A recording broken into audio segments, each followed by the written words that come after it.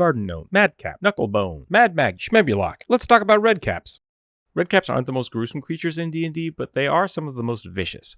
Being small fey creatures, you wouldn't think much of them. While they're often confused for elderly gnomes, these sharp-toothed, wiry figures revel and lust for murder. Which maybe elderly gnomes do too, but that's a different thing. Now, I'm not talking about just violence. These aren't your run-of-the-mill murder hobos. They want chaos. They want death, blood, carnage, mayhem.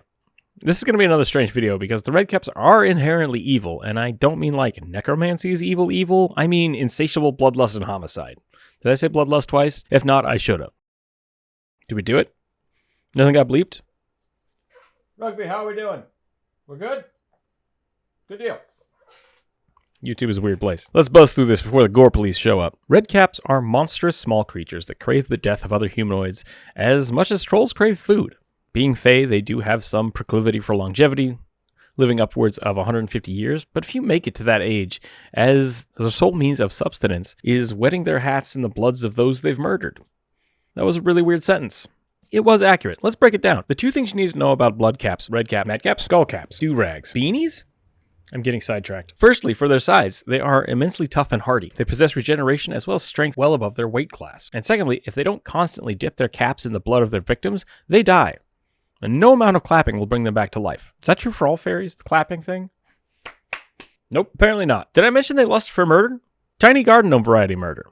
Let's talk about stats. Most creatures in 5th edition get a +2 to one stat and a +1 to another, whereas in Pathfinder, small creatures would have a large bonus to dexterity, but take negatives to strength. So for Redcaps, they kind of break the rules for both cases, and I kind of love it. So while they are small or tiny, usually 2 to 4 feet tall, they are unnaturally strong, as some creatures and races have powerful builds, letting them count as a size category larger when dealing with encumbrance and maximum carrying weight. When it comes to Redcaps, their strength is supposed to be contrary to their stature, some instances saying that they are equal to or if not stronger than many of the medium-sized creatures. With that in mind, this is another monstrous creature that should really be getting a +4 to strength and a +2 to constitution. If you're not rolling your stats and you want to just take the stat block from the book, you can take everything as it would be, but you'd be starting at like a level 6 Redcap. If you wanted to play a highly dexterous fey creature, I think the Redcap is probably the wrong starting place, partially because the beefiness, can you call something lean and wiry beefy? Can we say lean? Lean ground beef? But mainly because of their iron boots.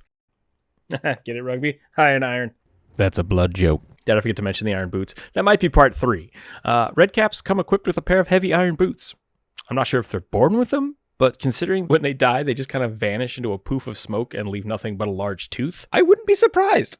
It's kind of creepy. These heavy boots cause them to have a 25 feet movement speed, as well as take a disadvantage on stealth rolls for moving silently, but come with the added action of their iron-bound pursuit.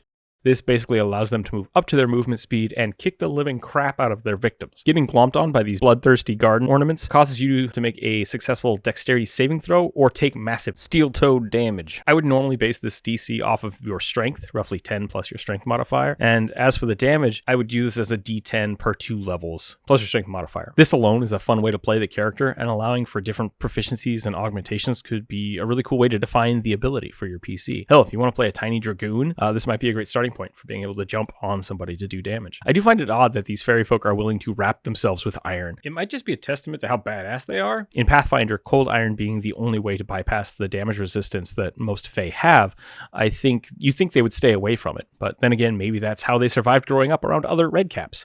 Food for thought. Hell, if you have crazy regeneration, maybe you don't care about the iron as a fae. I totally forgot to talk about the regeneration, didn't I? This isn't like Doctor Who regeneration. This is like old school Wolverine regeneration. Then again, I guess Doctor Who is older school than Wolverine. We're just going to go with it. This is game-breaking for a lot of DMs and players alike. Most of the time it gets removed from 5th edition, which in my mind is a sad day for everyone involved. I keep forgetting about the murder victims. It's a sad day for almost everyone involved. Yep. Saved it. In Pathfinder, Redcaps have a fast healing or a health regen of 3, which means every turn they are regaining 3 hit points. Could be a little overkill for low-level players, but then really weak later on. I think a better way to do it would be 1 plus half your Constitution modifier, or you could just straight up use your Constitution modifier with a minimum of 1. And then just go to town. That may seem a little broken, but I think the best way to balance it out is by making it only active when your cap is drenched in the blood of the creatures you recently helped murder. I may have skipped over that detail. Hold on. Let's talk about the cap. They are red because of the blood. That's it. No, I'm just kidding. As a standard action, you can dip your hat in the blood of a recently alive, that is to say dead creature, that you had a hand and or boot in the deadening of. Yeah. Yeah. Basically a rage power that all Redcaps have. Lasts as long as the hat is drenched in wet life juice. I don't know why I said it like that. This can be highly variable based on things like environment, amount of blood, type of cloth the hat is made out of. Talk to your DM about finding ways to activate that unique super ability of the Redcaps. I think that's going to be one of the fun ways of, deciding when and how you may have to find blood or get blood to use that regeneration. The book is pretty vague about how long this lasts because they only really deal with it in combat after killing a player. They also are very variable about whether or not it just gives you the regeneration or like +4 to damage. Did I forget to mention that if you don't wet your cap every 3 days, you die? That sounds like a mild inconvenience, but I'm not sure if it's more inconvenient for you or the people you're murdering. Fuck it. I really do think that this fits well with the purely evil character. You could play a Redcap and being kind of remorseful, but at the end of the day, they are killing people to survive, and that makes them grow up vicious, cruel, and at the very least, desensitized to the amount of violence that they're bringing to the world. While other creatures may get points of exhaustion from lack of food, lack of sleep, no amount of Snicker bars is going to replace the quite literal act of murder that is required to sustain a Redcap living for more than 3 days. Redcaps just die. They just poof out of existence. No death saves, no nothing. No Willy Wonka says good day. They do leave behind this weird tooth, which in some books have said is worth up to 1,000 gold and is useful for lots of reagents. So I don't know if that's good or bad for you as a player, especially if you're playing an evil campaign. There are some options there for letting your players revive a Redcap from the tooth, but I don't know if that would work with Revivify or things like Gentle Repose. That's kind of going to be up to your DM. The other way to look at it is if you do die, maybe you don't have death saves. Your regen and high constitution should be making up for the lack of going unconscious. You're super hard to kill, brutal from start to finish. Why not make yourself as hard to kill as possible, but then go out in a clatter of teeth? That sounds pretty metal to me. I do enjoy those super hardcore style games, but I'll spit in one hand, wish in the other. Where was I going with that? Back to the hat. Once you spend your action dipping the cap in blood, and I do have to clarify that this needs to be something you murdered. It can't just be something you found, or maybe like squishing a bug on your hat does not count. And I mean it. None of this min-maxing sack of rats bullshit.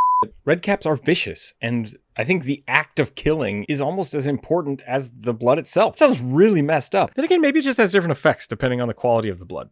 If a Redcap dips their lid in demon blood, it drives them completely insane, and they turn into madcaps. It's a real thing, look it up. They get more savage, they get more enraged, their regeneration should be higher, they should do more bonus damage. I'm still not sure if this is based on the quality of the blood, or like the power level of the creature of the blood. Like maybe humans are just kind of weak sauce to begin with. I mean, what happens if they get dragon blood? That sounds terrifying. Once you spend your action drenching your noodle in the death gravy, human juice, survival jelly, people goo, ichor, life water. Wait, that's not actually something you want in your body. It should grant you these powers for quite a while, depending on your DM and the game, anywhere from a few rounds to a few hours. I'm a big fan of it lasting minutes per level, because that way you don't have to keep recasting it constantly throughout the combat. The trick should really be getting that application of sanguine syrup somewhere in battle and then just running through to the end of combat. You could also rationalize this more for a barbarian or a fighter, the bloodlust being more of how they activate their rage, or maybe giving you an example of their second wind giving them the regeneration. I don't see why you can't do it either way. In Pathfinder, you also gain a +4 bonus to damage, but that can be a little excessive in my mind, and it fits more into the passive monster feats.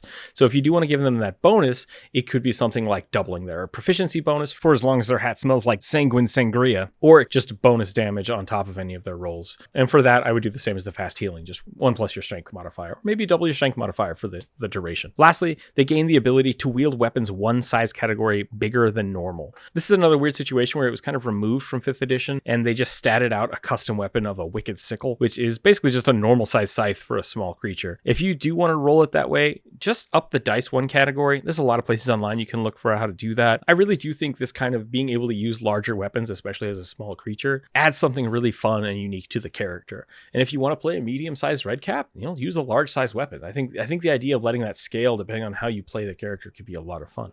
And that's about it. You can do a lot for the character just by maintaining the hat. And what I mean by that is creatures may want to try to take the hat away from them or destroy the hat, which would negate their powers, negate their ability to eat. A new hat can always be made in about 10 minutes, but it only works for the Redcap that makes it, and they tend to be very proud of them. This could lead to a lot of great character interactions as well as plot hooks and balancing. The main focus of the character should really be on death is an important part of life, or that is to say that murder is a very important part of them continuing to live.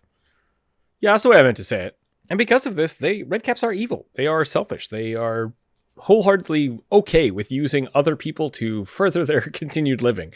So much so that the litters of, and that's right, I don't know why they're called litters. Litters of Redcaps, that's creepy. They're like cats. Huh. I didn't think about it that way. Redcaps are usually born in litters of 3, but only one of them ever survives to adulthood. Maybe that's why they also have the big boots. Did I mention that Redcap's only made after the most vicious of vicious murders? That's kind of a weird thing, right? I feel like there's something to be said about cats, too. Maybe ducks. It's the swans. The swans are the ones that get you. So if you're up to that kind of Kubrick-driven ultra-violence, or you're just up for tasting all the different vintages of death wine available in the Forgotten Realms, make sure to talk to your DM and figuring out how you want the different abilities you can possibly Mega Man your way from different blood donors to be. Because honestly, if demon blood gives you superpowers, what does angel blood give you? Just a halo? Redcap with a halo? Maybe wings? That could be interesting. You get 3 minutes of flying every time you dip your tip in the angel-haired muscle sauce. Meat sauce? Red sauce? What am I even talking about anymore? This video got weird, but that's what I figured would happen. Thanks again for watching, everybody. If you haven't checked out our Patreon, go ahead and give that a look. We have all of the new Patreon D&D games going live, so you can listen to those, as well as those being released on YouTube here very quickly. I will make a playlist specifically for those. If you want to donate and help this channel grow, I very much appreciate it. As always, a like, comment, and subscribe. It helps us keep making art. Every Wednesday and Friday, we do community-driven art streams here on YouTube, as well as check out the Twitch stream over at twitch.tv/Rookzer0. Remember to keep your dice on the table, and if you find a good deal on garden gnomes, run away. Did you know that some people think that garden gnomes are just petrified redcaps being sold by savvy businessmen? They're petrified. They're just waiting. Out in your garden, tending your turnips, they get you.